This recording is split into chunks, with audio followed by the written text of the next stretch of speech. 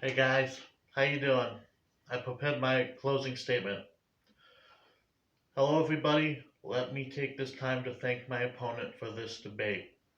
Waldo has proven to be a formidable foe when it comes to debating. In both debates, he has proven to be able to make me think and question my beliefs. Having said that, I would also like to thank those who have been watching. I hope you guys enjoyed and maybe even learned something yourselves. Having said that, I still hold true to my belief the Exodus actually happened. I have given evidence that supports the story of Jacob by bringing up how the Canaanites had achieved absolute power in lower kingdoms of Egypt, which sets the stage for the Exodus to happen. I brought up how the names mentioned like Moses, Korah, and so on are exactly what we should expect should the Exodus be historical fact. Waldo for some reason chose not to address these arguments, and I point that out only because to ignore the misses and only focus on the hits of your arguments is the very foundation for confirmation bias. I also brought up how the Bible knows the concept of making bricks in Egypt along with how the slaves' lives would have been, but Waldo thinks there's an alternative way the authors of the book of Exodus could have known this. I brought up the poem which bears an uncanny resemblance to the plague in the Bible, but Waldo thinks it's still just a work of fiction. He cited how it contradicts the details of the river turning red due to dead bodies, but I think it's possible that this was just the Egyptians' way of explaining away God's work. The Bible does, after all, mention the Pharaoh's magicians being able to replicate it. Perhaps they did it by throwing bodies into the water, and that's what the Egyptians went with. He also believes the poem mentions invaders, and that meant the Israelites would have run into invaders on their way out. I think a much more realistic idea of what happened was the invaders probably were looking to take advantage of the chaos from the plagues, but didn't attack directly after, probably looking to make sure they wouldn't be caught in any plagues themselves. This, of course, would have given the Israelites time to leave, but what do I know? I also brought up the altar of Joshua and why, despite Waldo's objections, believe there's evidence for the Exodus when it was said to be built. I wanted to get more into the story of the Exodus after the Israelites would have left, but oh well. I believe that since we can confirm the story of the altar of Joshua to be true, then since it has been right in so many other places, we should give the story the benefit of the doubt. If it can tell us what it is, how it was built, and what it was used during and for, I trust it to tell me who built it.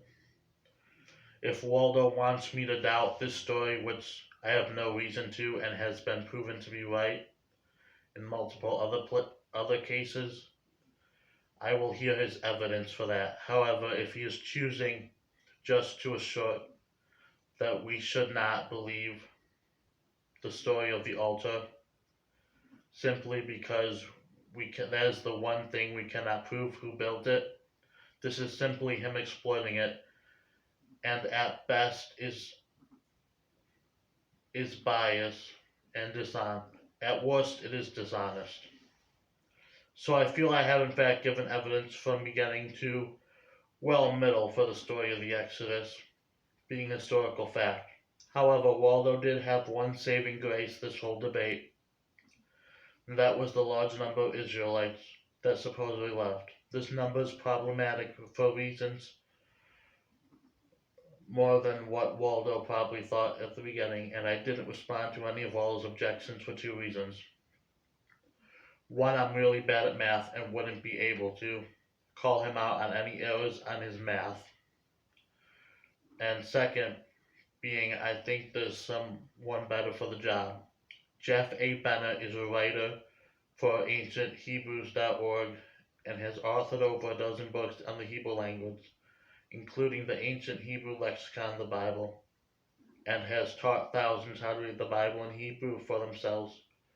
He believes the Bible actually teaches that the Hebrews were slaves for 130 years in the Bible, and there were 6,000 Israelites. And best of all, he was nice enough to include his email. Needless to say, I will be getting in contact with him with this conundrum. Another thing is, if Waldo wants us to believe this story was actually written down 400 years after the fact, that means one of two things. The authors knew quite an impressive amount about Egyptian culture and history, including about the altar, despite being in captivity and nowhere near the site where it was found, to add to the story to make it sound believable.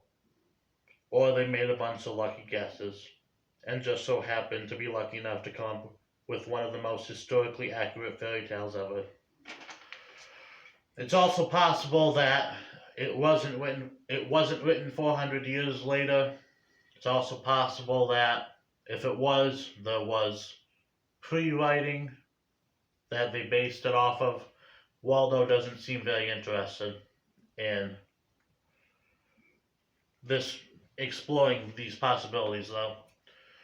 But if they did know that much about Egyptian history and also knew about this altar all while in captivity and nowhere near Egypt or the site of the altar, I think we can count that as one of the Bible's many miracles, because that's pretty impressive. At the end of the day, this debate did not just serve as a love letter to Dr. Adams et al., who I believe showed when you actually follow the evidence, you will find that the Bible is historically accurate. I wanted to take this in more of an after the Hebrews left Egypt type place, but give evidence for Jericho and some other things, but I stuck with Egypt because that seemed to be where most of all those objections were coming from. This debate also serves as a giant middle finger to atheists like Ah and Holy Kool-Aid who like to argue against the historical accuracy of the Bible. At the end of the day, Waldo has just given us unlikely possibilities and some alternative options.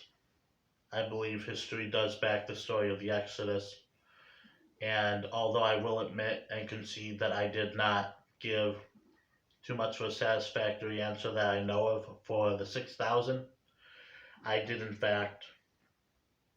am in fact pursuing this matter to the most qualified person I can find. You can expect to hear about me emailing him and possibly a reply from him soon. He said you should only email him if you are ready to see the Bible come to life in historical ways you never thought possible and if you have an open mind. So you can't tell me you're not impressed. You can't tell me you're not interested.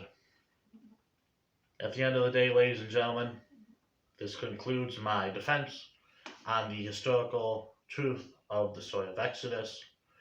I cannot historically prove every single step the Israelites took. There are some missing pieces to the puzzle, but as I said, the picture does seem visible. I may not understand one thing, but that does not stop me from drawing the conclusion that it is, in fact, true. It's okay to say I don't know in certain situations. The only reason you should feel ashamed is if you're Matt Dillahunty and you say I don't know to every single thing that goes against your argument. Having said that, this is it. Wrap us up, Waldo, and by all means try to do it in less than 40 minutes.